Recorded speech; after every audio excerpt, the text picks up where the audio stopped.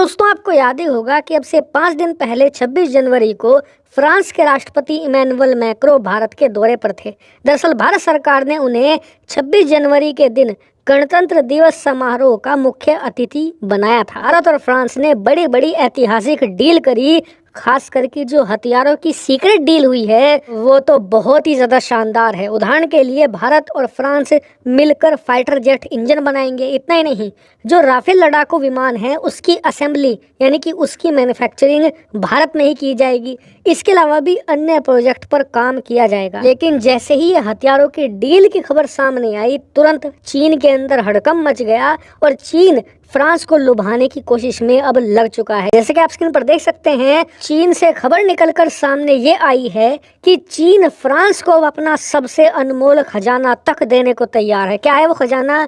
चीन की मार्केट का एक्सेस। दरअसल चीन के राष्ट्रपति शी जिनपिंग ने खुद ये बात कही है स्टेटमेंट में कि अगर फ्रांस हमारे देश के अंदर किसी भी सामान को बेचना चाहता है और उसे कुछ दिक्कतें पैदा हो रही हैं तो उस मामले में हम फ्रांस के लिए स्पेशली अपनी मार्केट खोल देंगे, जिससे होगा ये कि फ्रांस की चीज़ें चीन में आसानी से बिक पाएंगी और फ्रांसीसी कंपनियों को मोटा मुनाफा होगा। फ्रांस की सरकार भी टैक्स के तौर पर अरबों डॉलर कमा सकेगी। इतना ही नहीं, चीन फ्रांस के निवेशकों के लिए स्पेशली वो सारी रिस्ट्रिक्शन हटा सकता है जिससे कि वो चीन में निवेश कर सके। इतना ही नहीं, चीन भी फ्रांस के अंदर भारी मात्रा में निवेश करने को तैयार है। इसके अलावा भी आधा दर्जन से ज़्यादा बड़ी अनाउंसमेंट और की गई है फ्रांस के लिए, यानी कि एक प्रॉपर पैकेज तैयार किया गया है फ्रांस को लुभाने के लिए। लेकिन आपका सवाल होगा कि भारत और फ्रांस की जोड़ी से चीन को असल में दिक्कत है क्या, कि चीन इतना बड़ा ऑफर दे रहा है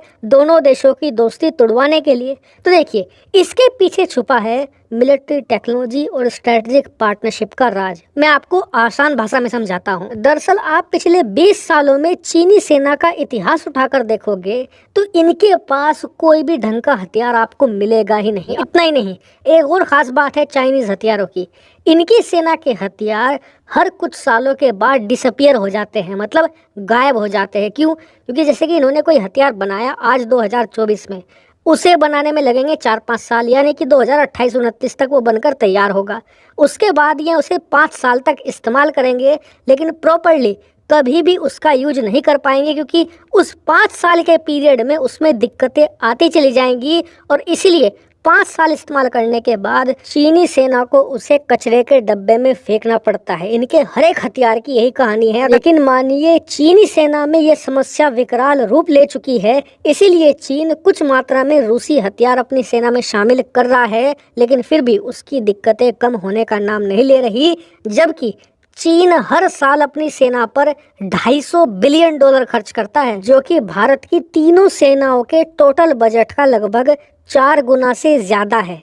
इतना बड़ा मिलिट्री बजट खर्च करने के बावजूद क्वालिटी ऑफ वेपन इनके पास कुछ भी नहीं है। लेकिन ऐसा हो क्यों रहा है? इसका कारण ये है कि इनके पास प्रॉपर मिलिट्री टेक्नोलॉजी और मिलिट्री इंफ्रास्ट्रक्चर है ही नहीं, और इसे बनाने में और टेक्नोलॉजी को तैयार करने में कभी भी इन्होंने ध्यान नहीं दिया। इनका ध्यान हमेशा शॉर्टकट पर लगा रहा।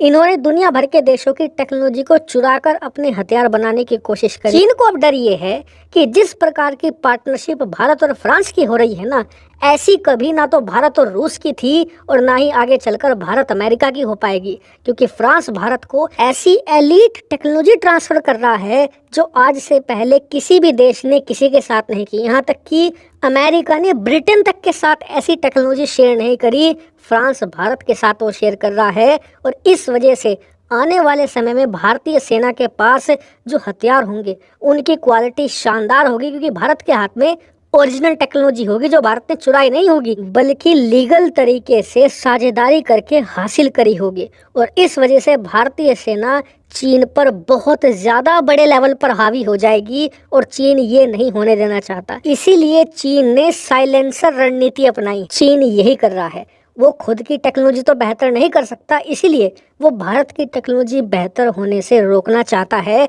और इसीलिए फ्रांस को ऐसे लुभावने ऑफर दिए जा रहे हैं। लेकिन इसका फायदा होगा? बिल्कुल भी नहीं, क्योंकि दोनों देशों की जो साझेदारी है वो रणनीति बेस है, यानी कि भारत और फ्रांस की दोस्ती आने वाले 50 सालों को देखकर हो रही है। और फ्रांस को पता है कि चीन 50 सालों तक रहे न रहे कोई भरोसा नहीं है। हालांकि फिर भी जियोपॉलिटिक्स में कोई किसी का सगा नहीं होता, इसलिए भारत को इस पर नज़र तो बिल्कुल बनाए रखनी होगी। हालांकि इस मामले पर कोई भी अपडेट आता है तो मैं आपको ज़रूर बताऊंगा।